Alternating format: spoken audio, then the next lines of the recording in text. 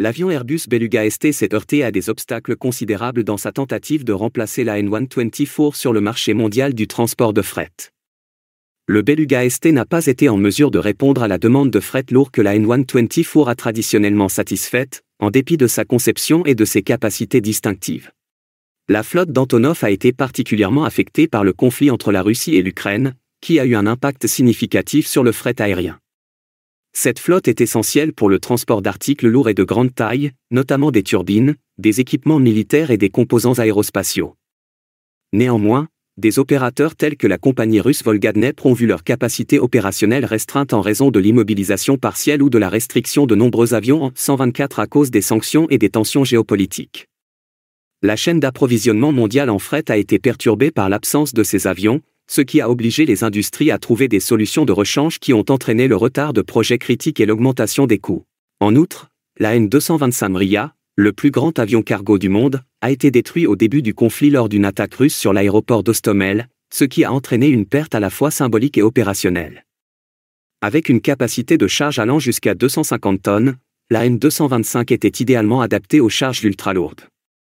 Sa capacité irremplaçable entraîne l'impossibilité de transporter certaines cargaisons en un seul morceau ou avec la même efficacité, ce qui complique encore la logistique pour les industries qui dépendent de ses capacités.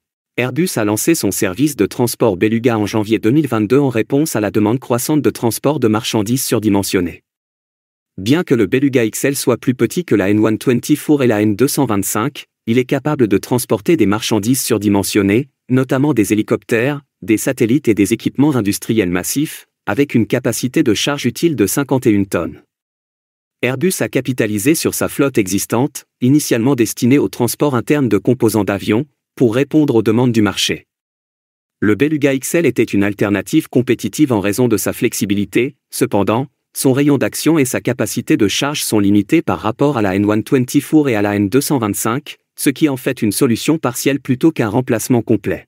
Le Beluga ST, qui est dérivé de la 300-600, se distingue par sa section transversale importante, qui lui permet de transporter efficacement des cargaisons surdimensionnées.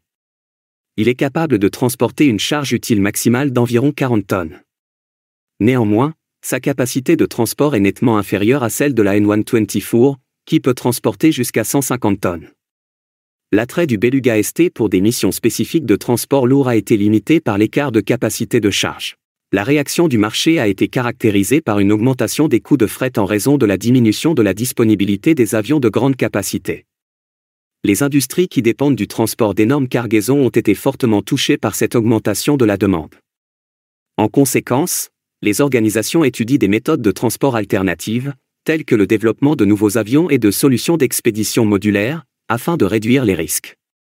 Antonov a également annoncé son intention de reconstruire la N225, ce qui témoigne de l'émergence de collaborations entre gouvernements et entités privées. Le service Beluga d'Airbus est largement tributaire des marchés d'Europe et d'Amérique du Nord, où il dispose déjà d'une infrastructure logistique, car les besoins régionaux ont également évolué.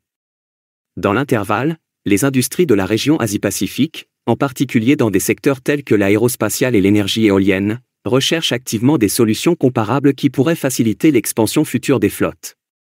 Le conflit en cours a considérablement modifié la logistique du fret aérien, exposant les vulnérabilités et encourageant l'innovation au sein de l'industrie. Airbus a lancé son service de transport Beluga pour remédier à ce problème.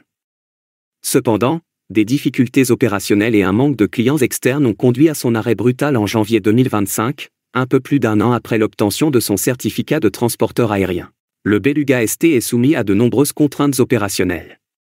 Son pont de chargement élevé nécessite un équipement de chargement spécialisé, ce qui complique les opérations par rapport à la capacité de chargement par rampe de la N124.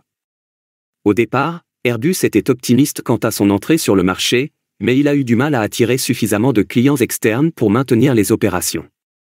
Le service a été conçu pour répondre à une variété de secteurs, tels que la logistique militaire et humanitaire, mais il n'a finalement pas réussi à concurrencer efficacement des acteurs établis tels qu'Antonov Airlines.